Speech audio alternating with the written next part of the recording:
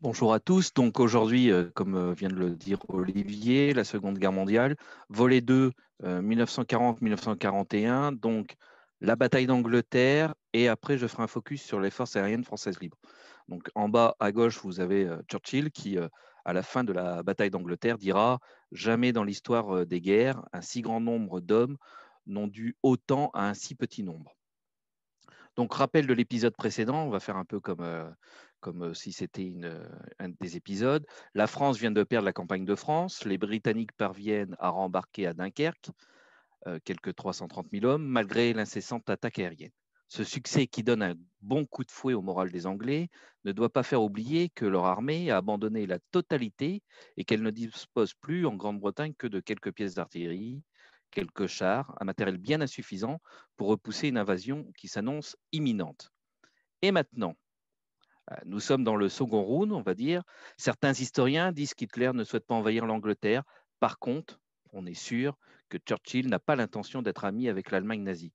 Churchill disait: Je n'ai aucun ennemi, sauf les Allemands, mais c'est professionnel. Souvenez-vous, dans un de ses discours, il promet qu'une chose à ses compatriotes: sang, sueur et larmes.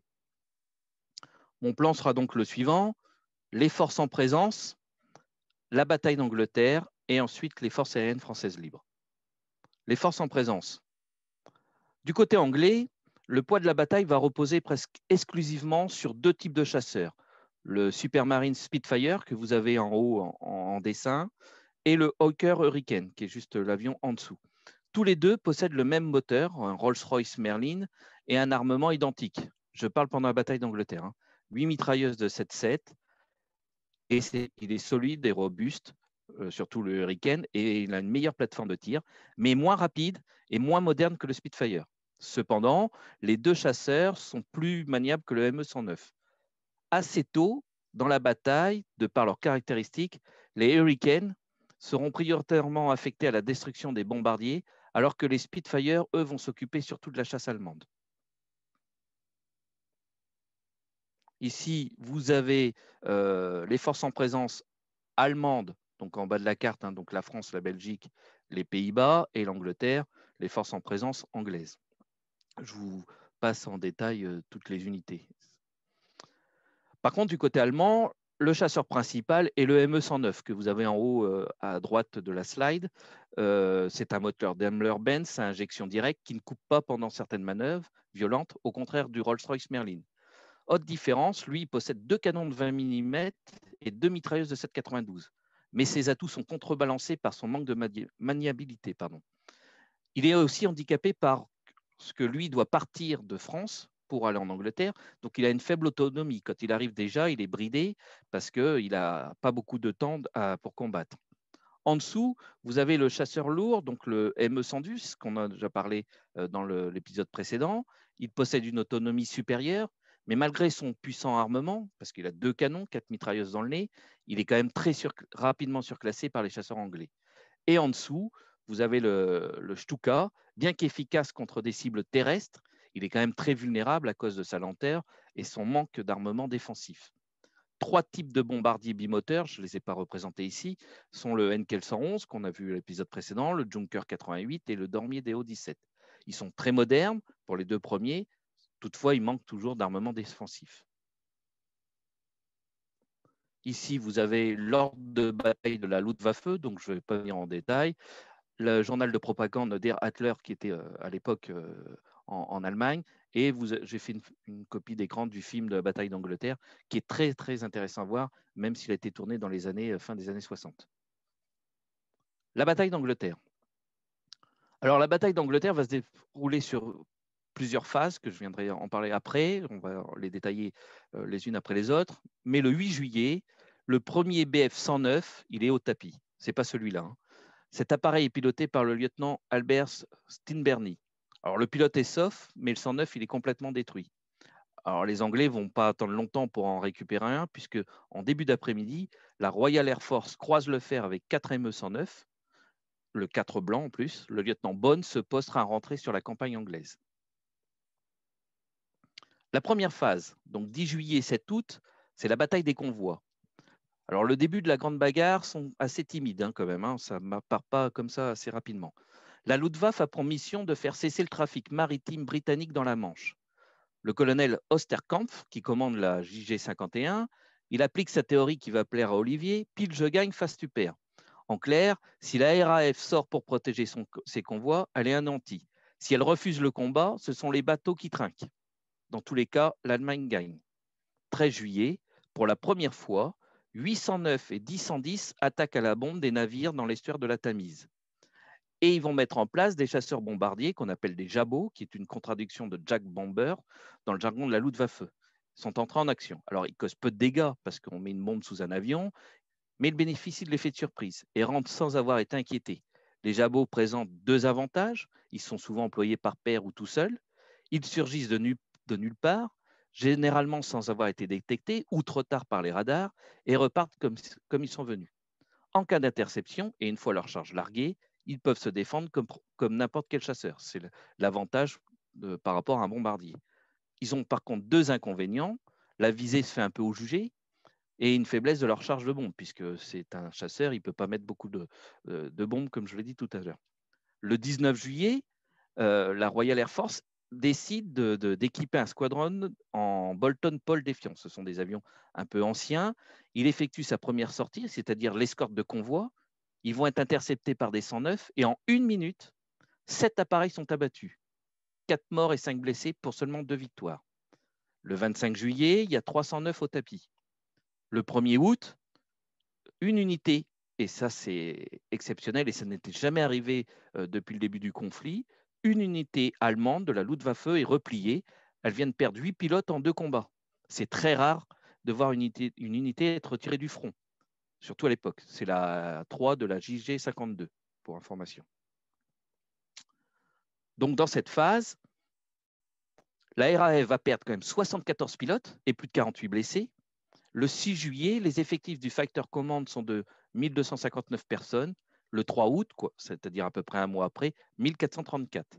Cette première phase met en relief les difficultés rencontrées par le Fighter Command pour arriver à temps sur les objectifs visés par la Luftwaffe, malgré l'avantage procuré par la détection radar. Les formations allemandes, en effet, ont en effet le temps de s'assembler avant l'attaque, un luxe que ne connaîtront jamais le Fighter Command. Les opérateurs radars sous-estiment souvent l'altitude de formation allemande.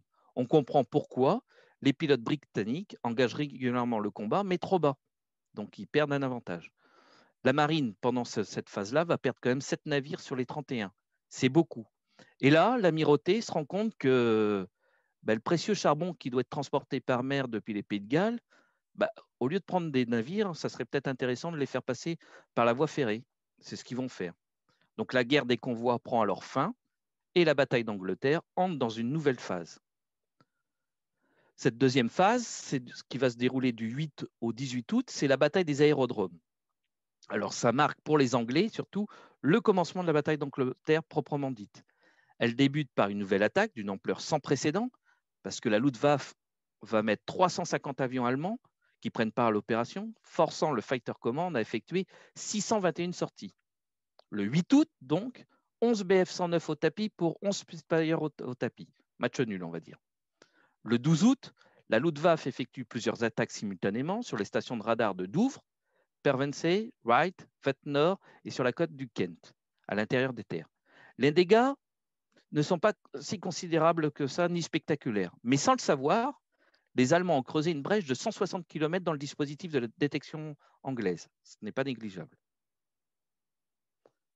Donc cette deuxième phase va aussi s'appeler le jour de l'aigle. Je vous invite à lire ce livre qui est magnifique, qui s'appelle Le jour de l'aigle, et le nom de code donné à l'opération décisive contre l'Angleterre. Tout ce qui peut voler décollera avec pour mission de détruire la Royal Air Force. Le deuxième jour, l'attaque de la région de Londres, et le troisième jour, plus intense encore. La maîtrise du ciel dans le sud de l'Angleterre est donc l'enjeu principal du jour de l'aigle. C'est-à-dire que l'effet majeur de la Luftwaffe, c'est d'avoir la maîtrise du ciel. C'est un terme tactique, hein, l'effet majeur. Le 13 août, la météo, grâce au ciel, n'est pas du côté des Allemands. En effet, le Pas-de-Calais est sous un épais brouillard. Nerveux, Göring repousse leur hache à 14 heures.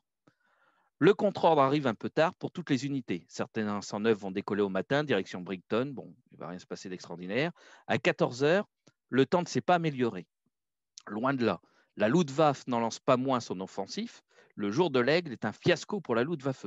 Comme vous pouvez le voir, elle perd 47 avions pour 22 avions de la Royal Air Force et 5 Spitfire. Le 15 août, la Luftwaffe va accomplir 1708 sorties, 81 avions allemands au tapis. Pour 56 avions de la Royal Air Force, dont 21 Spitfire. La Luftwaffe souhaite jouer un tour à la Royal Air Force. Donc, elle n'arrive pas par le sud, elle va essayer par le côté. Mais le problème, si elle veut partir par la Norvège ou le Danemark, le 109 n'a pas l'autonomie suffisante pour le faire. Donc, ils vont utiliser le Bf-110 que vous voyez en bas à gauche sur la photo. Il va être équipé de gros réservoirs de 1200 litres. Donc, il y a 21 de ces avions qui vont décoller, qui escortent des Henkel 111, mais ils vont être interceptés par les Anglais qui ont l'avantage de l'altitude. Lorsque les Allemands aperçoivent les Spitfire, ils rompent leur formation, les bombardiers larguent leurs bombes dans l'eau et s'en vont. Tandis que les 110, il y en a un peu d'honneur quand même, ils forment un cercle défensif et combattent. 7 Bf-110 sont au tapis. Le 16 août, la Luftwaffe maintient la pression avec 1714 sorties. Le 17 août, la journée est calme, Goebbels annonce au peuple allemand que la Royal Air Force est vaincue. C'est une fake news, qu'on dirait de nos jours. Le 18 août, fin de la deuxième phase de la bataille d'Angleterre, fin du Stuka. Pourquoi? Parce que les Allemands envoient 109 Stuka attaquer les bases de Tornay Island, Fordet Cosport, ainsi que la station de radar de Pauling. Elles sont escortées par 109 Bf-109, donc ça fait 109-109, et en tout, ils engagent 68 Spitfire et Hurricane. 27 Stuka vont être au tapis, le reste, c'est-à-dire en tout 100 avions, seront abattus, 100 avions allemands seront abattus. Alors entre la deuxième et la troisième phase, donc du 19 au 23 août, Göring, que vous voyez sur la photo en tenue blanche là, et Galland qui est à droite de la photo, donc à la gauche de Göring, Göring convoque ses généraux à Kerinhal. C'est une de ses maisons en Allemagne. Göring commence sa nouvelle directive. Celle-ci ne comporte guère de nouveautés par rapport aux précédentes. La chasse anglaise reste la priorité à abattre. Les zones de raid étaient tendues aux abords de Londres pour faciliter la tâche des 109, qu'on appelle des Émiles aussi, dont l'autonomie n'est pas la qualité première, comme je vous l'ai dit tout à l'heure. Donc Göring décide de concentrer toute la chasse dans le Pas-de-Calais. C'est une erreur. Pourquoi? L'inconvénient repose que sur les aérodromes sont proches des stations de la chaîne Home, donc les raids seront détectés dès le décollage, ce qui va priver les 109 de toute possibilité de manœuvre de diversion. L'extension de leur zone d'intervention fait qu'ils ne pourront pas livrer de combat de plus de 10 minutes, malgré tout. Le mauvais temps qui sévit sur la Manche et le sud-est de l'Angleterre ralentit le rythme des opérations, mais il permet aussi aux deux camps d'engager le jour des avions plus vulnérables. En effet, au dépit des pertes effrayées en mai 40, les Anglais décident de remettre sur le champ de bataille le Ferry Battle que vous voyez en photo sur cette slide. Ces unités participent activement aux attaques contre les ports de la côte française qui abritent les barrages de l'opération Senlove, parle du débarquement. Ces missions se déroulent en général à la tombée de la nuit, mais comme il ne fait pas beau, les Anglais décident d'envoyer 10 ferrés pour s'aventurer de jour, direction Boulogne-sur-Mer. Sur les 10, 2 appareils vont être abattus, 3 tués et 3 blessés. Troisième phase. La troisième phase, c'est du 24 août au 6 septembre, c'est la bataille de Londres. Alors, le beau temps revient, la guerre prend alors une autre dimension, avec le bombardement de Portsmouth qui fait plus d'une centaine de morts dans la population civile. À 23 heures, Londres est victime d'une première attaque. Hitler, a priori, avait personnellement interdit tout bombardement de la capitale anglaise. Alors l'historien Becker, un historien allemand, dit que c'est une erreur de navigation commise par quelques équipages. Erreur. Permettez-moi d'en douter un instant et de mettre en doute la parole de cet historien. Je ne devrais pas le faire, mais je le fais. Pourquoi? Car ce n'est pas une, mais 3 vagues distinctes qui vont frapper Londres cette nuit-là dans un laps de temps de 2h30. Churchill, furieux, donne aussitôt l'ordre d'exécuter un raid de représailles sur Berlin. Fin août, les raids allemands ravagent de nombreux aérodromes. Londres est à nouveau bombardée. Les combats des 30 et 31 août coûtent 13 pilotes de chasse tués, 22 blessés et 41 Hurricane et Spitfire détruits et 19 endommagés sérieusement. Si on regarde le bilan du mois d'août, en nombre de tués, la Royal Air Force a perdu 139 personnels, la Luftwaffe 463. En appareils détruits, 389 pour la Royal Air Force, donc 233 Hurricane, 127 Spitfire, etc., etc. Et pour les Allemands, ils perdent 645 appareils. Je vous fais grâce de nom des appareils. Nous arrivons en septembre 40. La Luftwaffe change de tactique. Le 15 septembre, la Royal Air Force a repris la main. C'est le point culminant de la bataille d'Angleterre, qui s'achève sur une défaite de la Luftwaffe, j'y viendrai. C'est la première défaite des Allemands. Depuis 1939, les Allemands n'avaient perdu nulle part. La météo était du côté des Alliés. Cependant, le 18 septembre, le retour du soleil, il provoque aussi le retour de la Luftwaffe. Elle envoie 3 vagues dans la journée pour un total de 1116 sorties. La Luftwaffe change de tactique, délaissant Londres pour s'intéresser aux villes de l'estuaire de la Tamise et surtout en utilisant moins de bombardiers. Elle vend 92 sorties seulement. Le faible engagement de la Royal Air Force explique les succès et les pertes modérées. Il va y avoir 709 abattus, 14 bombardiers détruits, pour 11 Spitfire et 8 Hurricane. Le 27 septembre se déroule l'un des derniers gros combats de la bataille d'Angleterre. La Luftwaffe effectue 3 expéditions dans la journée. Elle perd 63 avions, dont 21 109, contre 32 Hurricane et 23 Spitfire. Si on pourrait faire un bilan, comme nous on fait régulièrement dans l'institution, peut-on déduire que la Royal Air Force a remporté la victoire? Conquérir la supériorité aérienne, qui était l'effet majeur de la Luftwaffe, c'est clair. Je mets un rond rouge. La Luftwaffe a perdu. C'est un échec. C'est une réussite pour la Royal Air Force. Au niveau des pertes, les Allemands ont perdu 1666 avions, les Anglais 1436. J'ai mis en orange parce que c'est assez mitigé. Les Britanniques ont commis moins d'erreurs que les Allemands, c'est clair. Mais pour autant, ils n'ont jamais pu empêcher la Luftwaffe d'accomplir sa sinistre besogne. Ils n'ont jamais pu empêcher les bombardements. Donc, je le mets vert. Pour moi, c'est une réussite de la Luftwaffe et un échec de la Royal Air Force. Et les Français dans l'histoire, vous allez me dire? Eh bien, les Français, en tout, il y a 13 pilotes, je dirais même 15, mais les 2 autres, Philippe de Sitivio, qui arrive que le 16 octobre 1940, donc c'est quasiment fini, et William Moncure arrive le 14 octobre 1940. Vous avez ici tous les pilotes français qui ont participé à la bataille d'Angleterre. Et si vous regardez, vous avez dans la 3e colonne les décès. Eh bien, sur les 13 pilotes, 10 ne connaîtront pas la fin de la guerre. Et encore, je pourrais même dire 11, parce que Domosé Jean-François meurt le 19 décembre 1945. Bon, la guerre est finie, mais il ne va quasiment pas connaître la fin il connaîtra la fin de la guerre, mais guerre au-delà.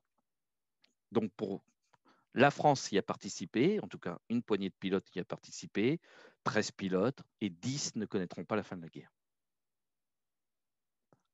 Ce qui m'amène à parler des forces aériennes françaises libres. Alors, les FAFL. Le 18 juin 1940, comme vous le savez tous, c'est l'appel du général de Gaulle. Une poignée de pilotes et de mécaniciens rejoignent Londres. Le 28 juin, le gouvernement britannique reconnaît le général de Gaulle comme le chef de tous les Français libres qui se rallient à lui pour la défense de la cause alliée. Lionel de Marnier, que vous voyez ici, né en 1897, mort en 1944, c'est un as de la guerre de 14-18. Il a 6 victoires aériennes confirmées, plus 3 non homologuées. Il est pilote de record, pilote d'essai, pilote de ligne, pilote de course automobile. Entre 1936 et 1938, il conseille le gouvernement républicain espagnol pour l'achat d'avions d'armes. Il participe aussi à des missions humanitaires vers Bilbao assiégée. Cet engagement lui vaudra une réputation de communiste. Commandant de réserve de l'armée de l'air, il est rappelé sous les drapeaux le 25 août 1939 et participe à la création d'escadrilles de chasse avec des pilotes polonais réfugiés en France. C'est à bord d'un Caudron 714 qu'il va avoir 3 nouvelles victoires aériennes en juin 40. Il est un des 7 pilotes de chasse français, voilà, je réponds à la question d'Olivier la dernière fois, un des 7 pilotes de chasse français à avoir abattu des avions ennemis au cours des 2 conflits. Les autres, c'est Marc Ambrogi, 14 victoires et 1, Cornélien Guillon-Molinier, Marcel Aguelen, Lionel de Marnier, que je viens de citer, Robert Nast, Roger Gérard, Jean Schreiber, etc., etc. Le commandant de Marnier, c'est le premier officier supérieur de l'armée de l'air à avoir rejoint le général de Gaulle, qui lui confie la tâche de créer un groupe de chasse et de bombardement au Moyen-Orient. J'y reviendrai. Le 26 août 1944, lors de sa descente triomphale des Champs-Élysées, le général de Gaulle demandera au colonel de Marnier de se mettre sur les mêmes rangs que le généraux Join, Leclerc et Koenig. Il est nommé général de brigade un mois plus tard. Et le 30 décembre 1944, son Lockheed 18, à bord duquel il rejoint Paris pour prendre la direction d'Air France, disparaît en mer, environ 1 heure après son décollage d'Alger, dans des conditions inexpliquées. Il avait 47 ans. Ce qui me paraît assez curieux, je n'ai pas eu la réponse, mais je n'ai pas posé la question, il n'est pas compagnon de la Libération. Je ne sais pas pourquoi. Alors, comme il n'y a pas de généraux de l'armée de l'air qui a rejoint De Gaulle à cette époque-là, qui commandera les FAFL? Le commandant de Marnier, il est réserviste, il est seulement commandant. Ces deux éléments ne lui permettent pas de prendre le commandement. C'est donc un marin, c'est l'amiral Muselier, que vous voyez ici en photo, qui va prendre le commandement des forces aériennes françaises libres. Il devient le patron des FAFL et des forces navales françaises libres. Le 3 juillet 1940, c'est une terrible tragédie qui tombe sur Marcel Kébir. Les Français, présents en Grande-Bretagne, lisent dans la presse d'insolents communiqués de victoire. Et peu après, le général de Gaulle affirme qu'il condamne ce geste, mais qu'il comprend les raisons des Britanniques. Les Français les plus hésitants vont rejoindre la France à l'issue de cette tragédie. Le 8 juillet 1940, apparaît le Free French Flight au Moyen-Orient, en Égypte. Des pilotes français engagés dans la Royal Air Force constituent 3 unités. La FBF-1, la Number One French Bomber Flight, constituée à Aden avec Douglin Martin, et dissous après la perte de 2 appareils en septembre et décembre 40, tuant 5 membres d'équipage. Donc. La FF2, donc la Number 2 French Fighter Flight, créée à Haïfa en Palestine, avec 3 Morane Saulnier 406, basés à Ismaïla en Égypte, et un Potes 6311. En janvier 41, l'unité retourne à Héliopolis et cette fois-ci, elle est équipée de Hurricane, avec pour mission protéger le canal de Suez quand Rommel lance l'offensive sur Tobrouk. L'escadrille rejoint en mars Marsa Matrout et intègre le squadron 274. Et la 3e unité, la FF3, Number 3 French Communication Flight, est mise sur pied à Héliopolis. Il est équipé d'un Simoun 158 et un Bloc 81. Elle aura une durée éphémère et sera absorbée dans les autres unités des FAFL.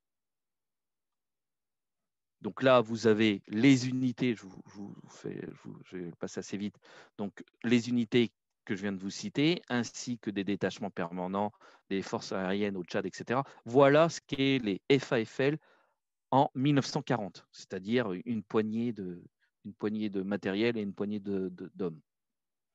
Alors, quelle était la couleur de la Croix de Lorraine sur les avions? Ça, c'est encore de nos jours, j'ai encore vu dernièrement sur Facebook, où c'est une polémique sans nom. Alors, en fait, c'est très clair. L'amiral Muselier, qui décide de doter d'un insigne distinctif les Français qui continuent la lutte, début juillet 40, il donne comme instruction: les appareils des FAFL porteront la cocarde réglementaire et à côté un cercle bleu, de même taille que la cocarde, orné en son centre de la croix de Lorraine rouge.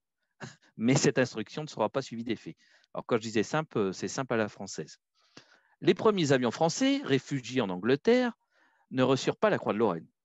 Les cocardes françaises et drapeaux de dérive furent remplacés par des insignes britanniques. Les surfaces inférieures furent peintes en jaune pour faciliter l'identification de ces appareils, comme le Morane Saulnier 406, le Potes 6311 et les autres premiers avions des premiers French Flight. Les tout premiers avions à porter la croix de Lorraine furent les Lysander de Douala. Ils portaient une grande croix blanche sur la dérive ou sur le fuselage, à côté de la cocarde. Sur le Blenheim et les 2 de Wotin 520 qu'ont les FAFL, du même groupe de combat, ce sont des croix de Lorraine soit blanches, soit rouges, liserées de blanc, qui furent peintes. Les Blenheim de l'escadrille Topic furent les premiers à recevoir des croix bleues sur un disque blanc. En fin de compte, au départ, les consignes, c'était de faire une croix rouge, mais comme ça ressemble trop, la croix de Lorraine ressemble un peu à la croix rouge, il fut décidé de la peindre en bleu. Ce que nous voyons ici, un Lysander avec cette croix de Lorraine bleue. Donc, les croix de Lorraine, alors ça dépend de la période, certains ont été peints un peu en rouge, mais après, elles étaient en bleu. presque une réponse de Normand. Le 14 juillet 1940, le général de Gaulle, que vous voyez ici, passe en revue les troupes de cette nouvelle armée. Et elle n'est pas nombreuse, cette nouvelle armée. 25 légionnaires, une section de chars de combat, 30 marins et 40 aviateurs. Le flux des Français qui rejoignent l'Angleterre n'est qu'un mince filet en comparaison de ceux qui recherchent à retourner en France. Parce qu'il y a ceux qui ont embarqué, qui arrivent en Angleterre, puis tout compte fait, quand c'est l'armistice, il faut qu'ils veulent retourner en France. Alors, c'est pas facile de déserter, car rejoindre le général de Gaulle, c'est devenir un rebelle. C'est entrer dans l'égalité. C'est la suppression de sa solde pour les familles. La perte de la nationalité française, qui avait quelque chose d'important à l'époque. C'est la perspective, si la guerre dure longtemps, d'être séparé de sa patrie, de sa femme, de ses enfants, de sa maison. Si l'Angleterre tombe, c'est la prison, la dégradation, le déshonneur et peut-être même fusillé, car le 14 juillet 40, pour l'instant, on ne sait pas si l'Allemagne va gagner ou perdre. Et des hommes courageux au combat ne veulent pas devenir des hors-la-loi. En décembre 1940, 7000 personnes ont rejoint De Gaulle, dont 500 FAFL. Par rapport aux 40 qu'on avait tout à l'heure, ça arrive quand même, sont du côté du général. Le ralliement n'est pas simple. C'est une aventure pour chacun d'entre eux, une véritable évasion, souvent périlleuse. Je ne peux pas tous les citer ici, il faudrait faire quasiment 2-3 conférences. J'ai rien dit, Olivier. Chaque mois, en moyenne, une trentaine de nouveaux arrivent, viennent se joindre à eux. Alors, qui sont-ils? En 1941, les effectifs plafonnent à 1000 personnes environ. Les pertes subies étaient compensées par les rapports successifs. Peu d'officiers, seulement 19,2%, dont la plupart sont des officiers de réserve. Les sous-officiers représentent 39,5% et les hommes de troupe 41,3%. Mais un grand nombre de ces derniers sont en fait des élèves à l'instruction qui ont vocation à devenir cadres. Cadre, ça veut dire sous-officier ou officier.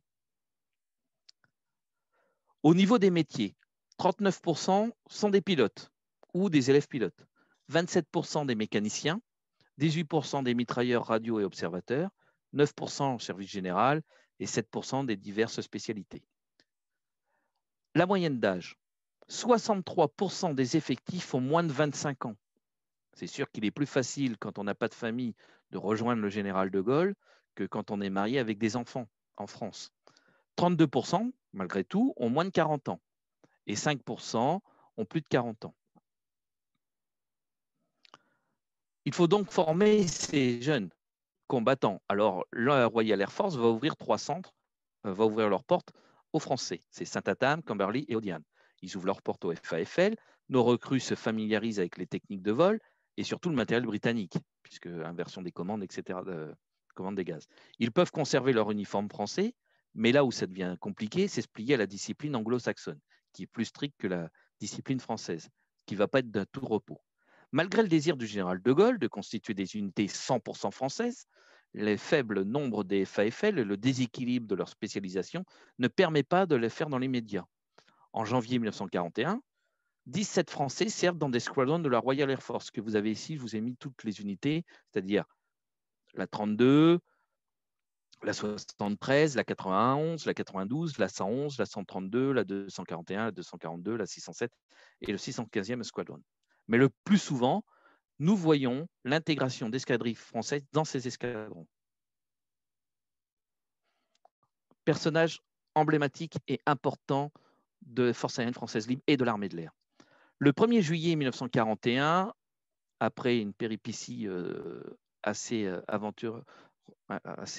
risquée et autre, le colonel Martial Valin arrive en France, en Angleterre, pardon, à Londres. Il devient officiellement le chef d'état-major des Forces aériennes françaises libres. Il succède donc à l'amiral Muselier.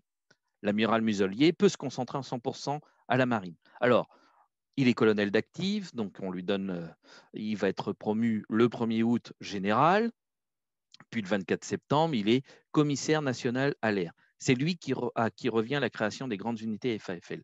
C'est lui qui va donner les noms des groupes de chasse, Alsace, Île-de-France, les groupes de bombardement, Lorraine, etc. Il veut que les unités de l'armée des forces aériennes françaises libres portent des noms de provinces. Alors le premier Alsace, parce qu'on a perdu l'Alsace, l'Île-de-France, tout c'est partie emblématique des régions françaises, pour que les gens qui sont en France sous l'occupation, s'ils écoutent la radio, ils entendent par exemple le Lorraine a bombardé tel endroit, etc. Ils se disent, ben, il y a toujours des gens, il y a toujours des Français qui continuent le combat malgré tout. En AEF, donc en Afrique équatoriale française, va permettre, les FAFL vont le récupérer, les forces françaises libres, pardon, vont le récupérer, un détachement permanent des forces aériennes au Tchad, avec des hypothèses 25 et 29, donc des vieux coucous que vous voyez en photo ici. Donc le 25, c'est celui qui est à gauche de la slide, le 29 en haut à droite, et le bloc 120, celui d'en dessous. Donc des détachements aériens sont créés au Moyen-Congo et au Gabon. C'est comme ça qu'on appelait à l'époque. En 1941, j'appelle ça une guerre civile courte entre Français, puisque va se dérouler au Levant, et j'en parlerai dans l'épisode prochain, des vichistes vont se battre contre des FAFL et au sol des soldats de l'armée de Vichy contre des soldats de l'armée de De Gaulle. Seulement à la fin, donc quand les vichistes déposent les armes le 14 juillet, seulement 10% des aviateurs signent pour les FAFL. Les autres sont déjà repartis, etc., à Vichy, ou en France, on va dire. En revanche, elle fournit au FAFL une infrastructure qui lui manquait. Ainsi, la première escadrille de chasse, renforcée d'éléments venus d'Angleterre, d'Afrique du Nord et même de France, est affectée à Rayak, en Syrie. Il constitue dès le 15 septembre 1941 le groupe Alsace, placé sous le double commandement de gens qui sont charismatiques, Polygen et Tulan, à la tête de ces deux escadrilles, les lieutenants Litov et Denis. Denis, je vous invite à lire les deux derniers fanats de l'aviation où on parle de lui. Quand je dis on, c'est pas moi, je veux dire le fanat de l'aviation. Bientôt remplacé par Yves Enzano. Sont chargés dans l'entraînement des hommes. Le groupe Alsace n'accomplira que des missions secondaires en Égypte et en Libye afin de gagner l'Angleterre en septembre 1942. Nous verrons cela dans le volet 3 plus en détail. Les unités, donc on va les voir en détail, donc l'Alsace, la Lorraine, l'Île-de-France, le Bretagne, l'Artois, la Normandie et la Picardie. Normandie, en fait, deviendra Normandie-Niémen le 28 novembre 1944, j'en parlerai un peu plus tard, sur ordre de Staline. La mise sur pied de la plupart des groupes, Alsace, Lorraine, Bretagne, etc., fut réalisée rapidement avec du matériel britannique, sauf pour le Normandie qui, lui, sera en Russie. Le groupe Alsace. Comme nous l'avons vu, jusqu'à l'été 1941, les troupes sont engagées en ordre dispersé. Le 1er septembre 1941, le groupe Alsace, comme on l'a vu juste avant, naît de la fusion entre le Free French Flight 2 et l'escadrille de chasse numéro 1. En novembre 1942, le groupe fait mouvement pour l'Angleterre. Le 19 août 1943 est une date tragique pour les forces aériennes françaises libres, même si normalement ils ne sont plus FAFL. René Mouchotte, commandant l'Alsace, est abattu. Il venait d'abattre le 1000e avion de l'Axe homologué du Biggin Hills. Il est surtout le premier Français à avoir commandé un squadron de la Royal Air Force. Je vous invite à lire ces carnets qui sont excellents, qui s'appellent comme ça, les carnets de René Mouchotte. Le groupe Lorraine. Le 24 septembre 1941 est créé le groupe de bombardement Lorraine, héritier du GRB-1, d'abord basé près de Damas, sous les ordres du commandant de Saint-Péreuse. Il est ensuite transféré en Égypte, où le lieutenant-colonel Corniguillon Moulinier prend son commandement le 24 octobre 1941. Les premiers objectifs sont très clairs, des colonnes blindées de Rommel en Cyrénaïque. En décembre, le colonel Pigéo, son nouveau chef, sera abattu et capturé par les Italiens au cours d'une mission au-dessus de Benghazi. Il va décéder quelques jours plus tard. À nouveau, c'est commandé par Saint-Péreuse qui revient prendre le Lorraine. Il harcelera les poches de résistance ennemies de Al-Faya et de Bardia. Et après 380 missions, le groupe sera affecté à des missions de surveillance côtière le long des côtes de Palestine jusqu'à son départ pour l'Angleterre en automne 1942. Le groupe Île-de-France, lui, voit le jour le 7 novembre 1941. Il est composé de 2 escadrilles qui portent le nom de Paris et Versailles. Il accomplira sa première mission de guerre au sein d'une formation alliée le 10 avril. Le groupe participe à la bataille d'Angleterre, le raid de Dieppe, aux campagnes de France, Belgique, Hollande, Allemagne, 7500 sorties et remporte 75 victoires. Lors du raid de Dieppe, le 19 août 1942, le Île-de-France participe à l'opération avec ses 32 pilotes. L'activité est intense, avec 2 missions par jour. En parallèle du groupe Île-de-France, une vingtaine de pilotes français participent au raid dans les unités de la Royal Air Force. Le commandant Fayolle, leader du 174e Squadron, il laissera sa vie, ainsi que 4 autres pilotes français abattus. Le groupe Bretagne. Les origines du Bretagne remontent au mois de juillet 1941. lorsque le gouvernement britannique propose au vice-amiral Muselier d'augmenter de 12 à 14 avions, plus 4 avions de réserve. Le groupe créé en janvier 1942 avec 2 escadrilles, Rennes et Nantes. Rennes a 6 Lysander et 3 hypothèse 29. Nantes, quant à lui, a 3 Glynn Martin 167F et une section de liaison avec des hypothèses 540 et des hypothèses 29. Il va participer activement à la campagne d'Érythrée. Il va être stationné à la frontière algérienne et percevra 10 mois plus tard des B-26 Marauder. Le groupe Normandie. Alors, il faut s'arrêter quelques instants. Le groupe Normandie, en janvier 1942, afin de renforcer les relations de la France libre et de l'URSS, De Gaulle décide d'envoyer un groupe de chasse sur le front de l'Est. La négociation est conduite par le général Petit, chef de la mission militaire française à Moscou.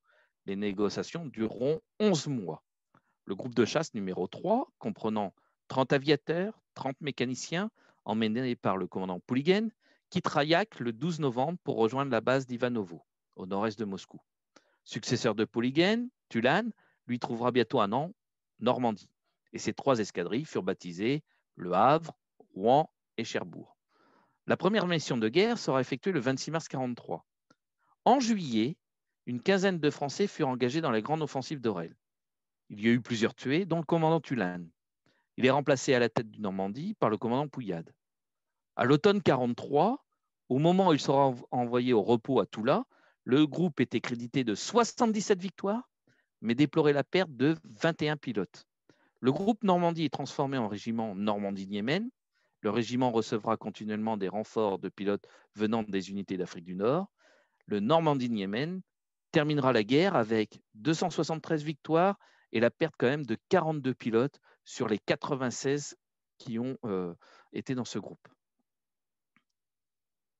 Le groupe Artois, alors lui, il est créé le 3 août 1942 à Pointe-Noire, en Afrique française libre, à Bangui. Ces 2 escadrilles de Lysander et d'Avro Hanson étaient stationnées à Pointe-Noire, Douala et Libreville. Leurs missions sont la chasse aux sous-marins allemands. Ils opèrent dans le golfe de Guinée.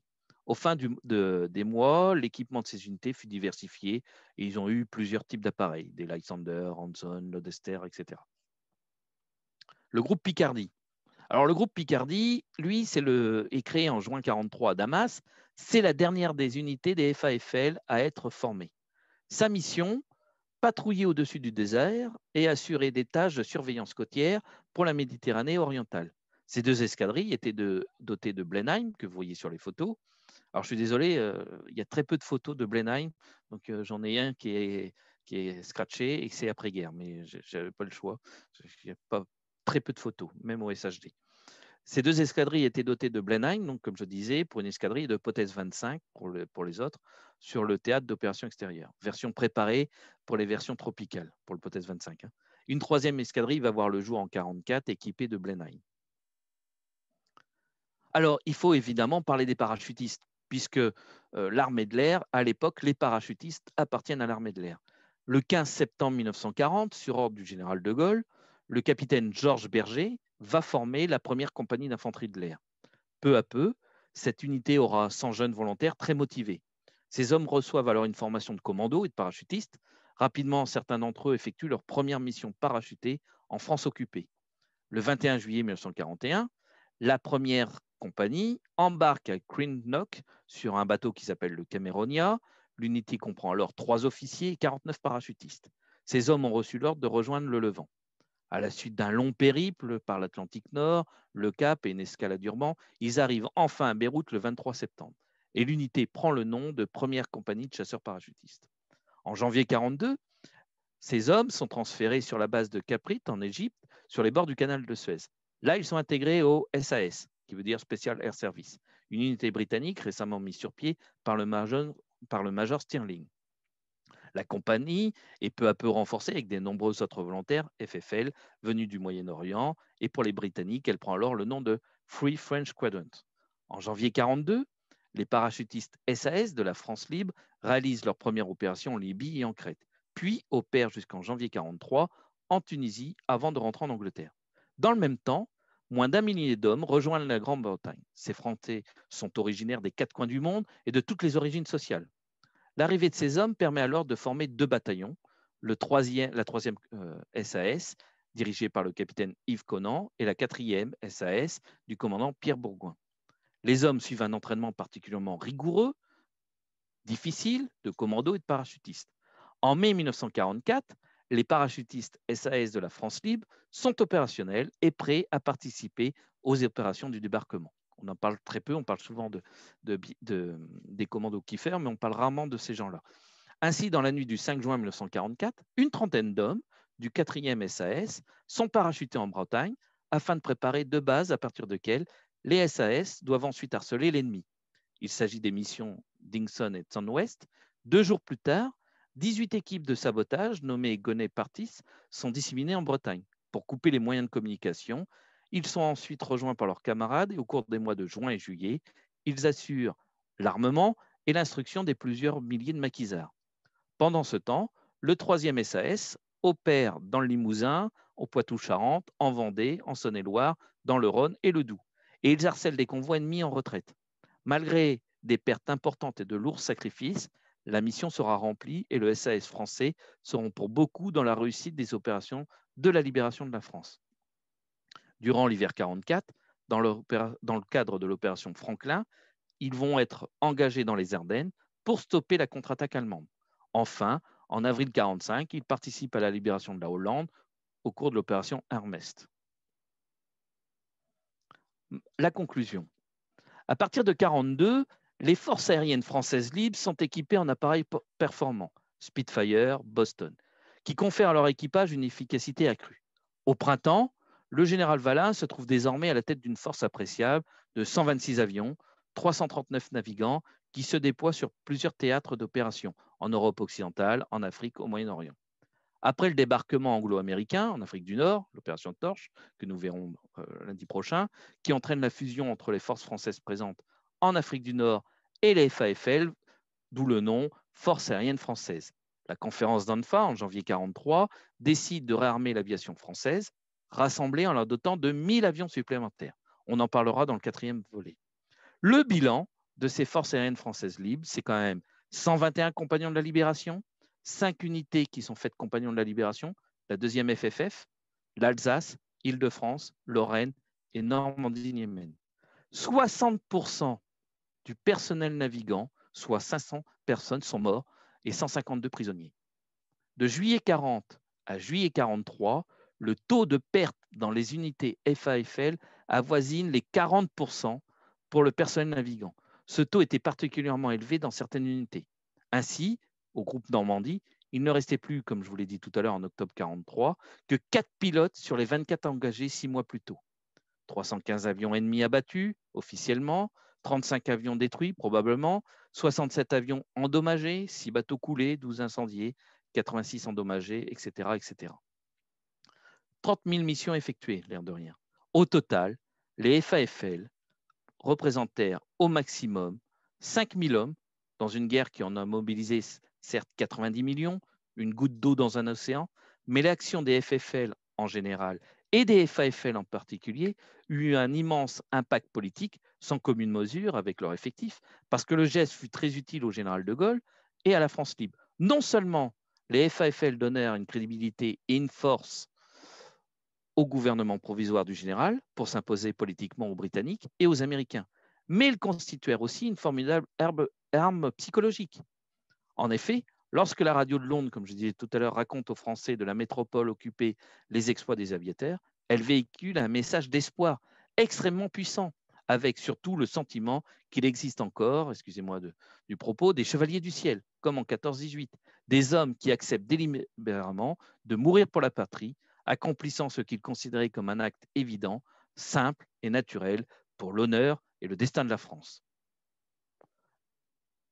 Mes sources. Je tiens à remercier Yann Cadaris d'Aérojournal, Sylvie Broquet-Ledé des éditions Le La Presse, Alexis Rocher du Fanal de l'Aviation, le colonel Antoine pour son soutien, Daniel Béchenec pour son soutien et ses dessins, Lionel Persing, le spécialiste du H75, Laurent Parra pour son site Ciel de Gloire, le colonel Guyot pour son site Tradition Air, le lieutenant-colonel Dumont et le commandant Latry Lapuy-Ségur, mes 2 camarades, dont un de l'école de guerre, qui sont tous les 2 spécialistes des SAS, et Gabriel Magnier, un très vieux copain du SHD. Je les remercie.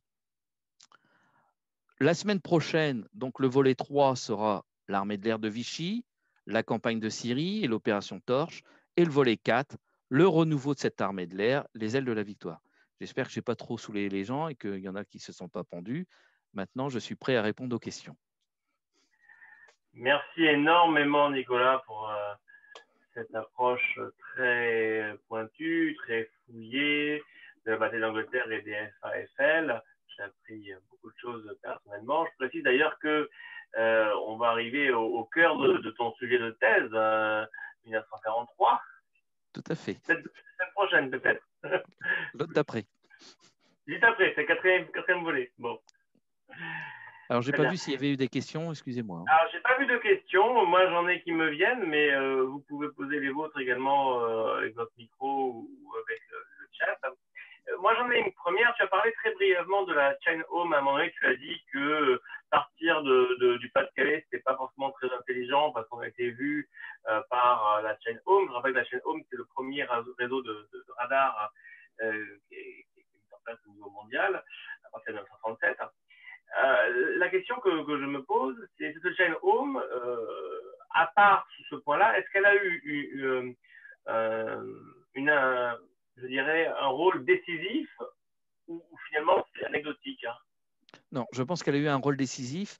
Le problème, c'est que c'était assez jeune quand même. Et comme je disais tout à l'heure, il y avait une sous-estimation. Alors là, c'est toi qui en sauras mieux que moi parce que j'y connais rien dans les radars. Mais a priori, les opérateurs annonçaient des altitudes qui n'étaient pas vraiment bonnes. Et ils les sous-estimaient, ce qui fait que les pilotes de la Royal Air Force arrivaient sur les lieux, mais souvent plus bas que prévu. Donc ça, c'était un inconvénient. Mais elle a eu un rôle majeur puisqu'elle donnait exactement la position des avions et comme je disais tout à l'heure, le fait de les mettre au Pas-de-Calais, dès que les avions décollaient, la Royal Air Force était au courant. Donc la diversion, etc., n'était pas possible.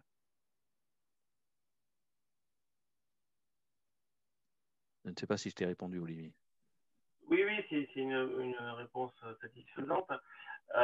Et de la même manière, le fait que les Anglais pouvaient décoder des messages allemands, ils décodaient beaucoup.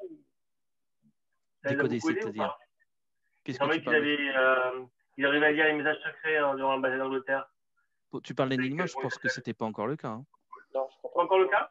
Ce n'est pas encore le cas avec Enigma. Il faut attendre un peu plus tard. Enigma, ça arrive quand? Alors, ça arrive après? Ah oui, bien après, oui. Surtout que Enigma, c'est utilisé pour transmettre, pour les ordres qui sont transmis. Je ne suis pas sûr que ça soit utilisé pour les communications radio entre avions. Enfin, il faut tout un travail de décryptage, etc. Donc, tu peux pas. C'est plus pour les, oui, comme dit Zachary, plus pour déjà les sous-marins, entre autres, et puis tout ce qui est message écrit, oui, tout à fait. Alors, tu as une question de Bertrand. Comment est-ce que les Allemands ont tenté de résoudre les problèmes d'autonomie du 109 et des autres? Est-ce que les réservoirs ventraux étaient largués systématiquement et à partir de quand furent-ils utilisés? Alors, je ne suis pas un spécialiste du 109. Je sais qu'il y a eu des 109 avec des réservoirs en dessous du fuselage.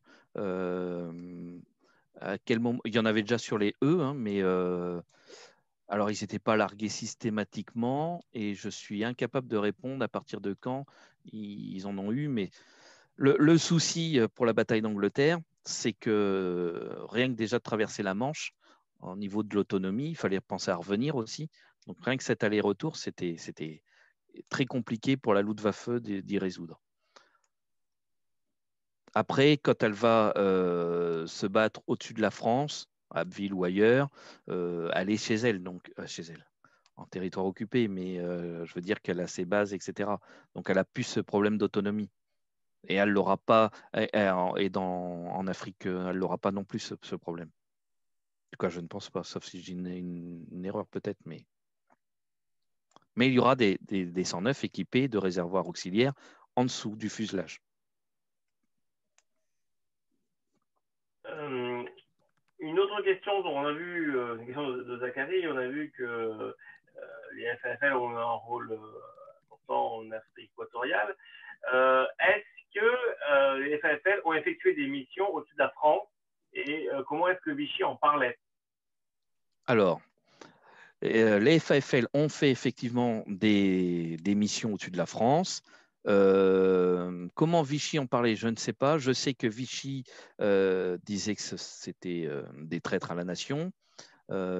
Si vous regardez les photos d'époque, les pilotes de FAFL étaient souvent, on ne montrait pas leur visage pour éviter tout problème envers leur famille. Exemple, le Normandie-Niemen, dans le Normandie, groupe Normandie, un pilote avait été abattu. Donc il a sauté en parachute. Il a été exécuté sommairement par les nazis. Ils ont récupéré ses papiers et sa famille a été déportée. C'est Question de, à moins que c'est fini. Une oui, question de Serge, à quel moment les FW190 entrent dans la danse? Et qu'est-ce que c'est les FW190? c'est le Focke-Wulf 190 et il va arriver, je pense, à partir de 41, mais je ne sais même pas exactement la date exacte où il arrive. Mais ça doit être dans ces eaux-là. Mais il ne sera pas là pendant la bataille d'Angleterre. Hein. Mais c'est quoi comme avion? C'est un moteur à étoile, c'est un avion de chasse. Focke-Wulf 190, 2 secondes.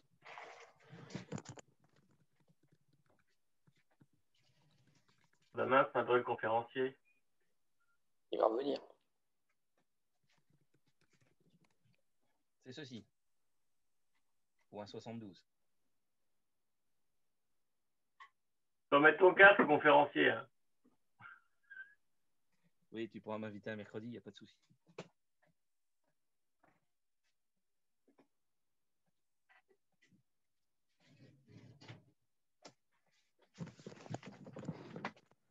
Je t'écoute. Alors, une autre question de Zachary. Est-ce que les Allemands auraient pu gagner la bataille d'Angleterre si Hitler n'avait pas décidé le Blitz?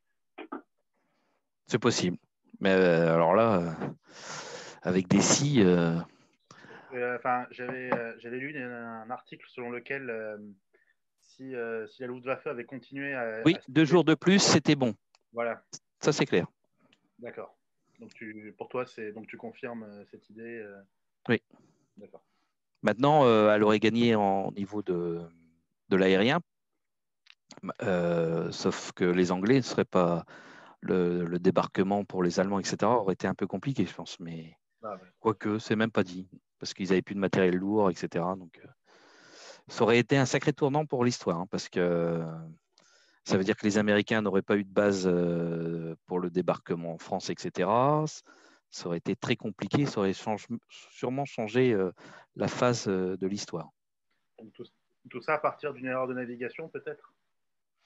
Peut-être, c'est ce que dit un des historiens. Moi, je ne reste pas très convaincu parce que, comme je le disais tout à l'heure, il y a eu quand même 3 phases de bombardement sur Berlin. Et puis, à l'époque, hein, et tu m'arrêtes si je dis une bêtise, mais tout le monde avait suivi la doctrine de Douhet. Donc, le bombardement des villes ne pose pas de problème à l'époque. Il faut attendre 1949 pour que ça soit interdit. Non, surtout que les Allemands n'ont jamais hésité à le faire, que ce soit pour Amsterdam ou Varsovie ou même. Ou même pendant la guerre d'Espagne. Voilà. Mais voilà, comme tu disais, au départ, Hitler avait donné l'ordre d'épargner Londres. Et voilà, on n'a pas été tout de suite à se taper la capitale mutuellement. Non. Et voilà, parce que cette escalade, pour moi, elle venait d'une erreur de navigation d'un Anglais au-dessus de Berlin. Et toi, tu dis que ce serait un Allemand au-dessus de Londres? Oui. D'accord. C'est ce que dit un des historiens. Mais après, c'est un historien allemand. Je ne sais pas si. Pour lui, il dit que c'est une erreur de navigation. Si on regarde le film La bataille d'Angleterre, qui a été tourné en 69 ou je ne sais plus, Serge, peut-être que tu pourras m'aider sur la date exacte du film. Il parle de cet événement, qui est une erreur d'orientation, de navigation et qui bombarde au-dessus de Londres. Si on regarde en détail, on voit quand même qu'il y a 3 phases de bombardement au même endroit. Ça veut dire 3 fois la même erreur. Ça me paraît un peu compliqué. Maintenant, peut-être. Et surtout que le film La bataille d'Angleterre, où ils en reparlent, qui sont les conseillers techniques? Ce sont des gens qui ont participé à la bataille d'Angleterre. Oui, non, on ne peut pas considérer ça comme fiable, malheureusement. On est bien d'accord. Mais d'accord. Après, ça va mettre en discrédit Göring, puisque Göring disait jamais Berlin ne sera bombardé, sinon vous pourrez m'appeler Müller. C'est là que la politique a pris le pas sur le militaire et C'est une bataille stratégique, la bataille d'Angleterre, j'en suis convaincu. Et je parle moi, bien j'ai de une question de stratégie. Vélotien. Pourquoi est-ce qu'il n'y a pas une seconde bataille d'Angleterre en juin 44, avant le débarquement? Il y en a une. Il y en a une. Il y en a une, mais c'est. Alors, je sais pas si c'est pas un spoiler, mais il y aura un deuxième blitz. Oui, avec les V1 et puis les V2. Et puis, alors, il n'y a pas de deuxième bataille d'Angleterre en 44 aussi, parce que l'aviation allemande est massivement sur le front de l'Est. Tout à fait. Et que désormais, il y a les Américains en Angleterre, donc les données du problème sont plus les mêmes. Ouais, cette partie-là, enfin, les bombardements sur Londres à partir de 43, je pense, se font essentiellement avec des V1, je pense, non? Alors, oui, ouais, tout à fait. Ça, justement, ça vient en 44-45. En fait, c'est vraiment très tardif. Ouais, du coup, ça va prendre l'intensité d'un deuxième blitz pour les Anglais, sauf que là, il y a très peu de moyens de combattre ce qui arrive, quoi. À part, soi-disant, l'astuce de la RAF de réussir à faire dévier le V1 en le tapant avec l'aile, mais ça, je ne sais pas si c'est vrai. C'est la légende, mais qui a été vrai. Molidor en est mort même. Une question de Jessica. Est-ce qu'il y a eu des ingénieurs militaires français qui ont rejoint l'Angleterre et la France libre pour aider au développement de technologies militaires comme les radars, météo, etc. au Royaume-Uni? Alors là, j'en ai fichtre aucune idée. Je ne sais pas. Je ne vais pas dire de bêtises, je ne sais pas. Alors, est-ce que Zachary pourrait répondre? Peut-être qui sait ou d'autres. Je ne sais pas s'il y a eu des ingénieurs qui sont arrivés et qui ont été employés par, que ce soit Rolls-Royce ou d'autres constructeurs. Je ne sais pas répondre.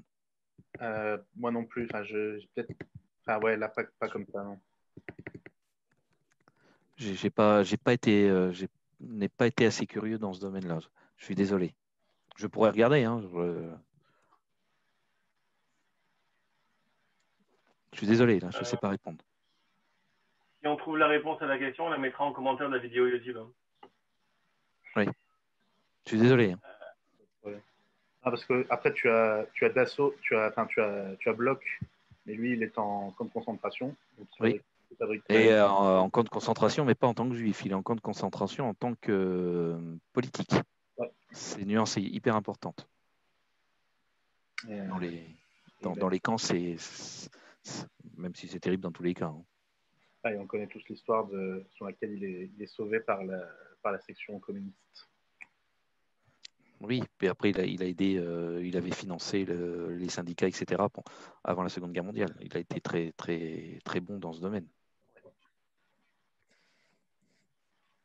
De Bertrand, la philosophie des deux chercheurs, je reprends. La philosophie des deux chasseurs est aux antipodes.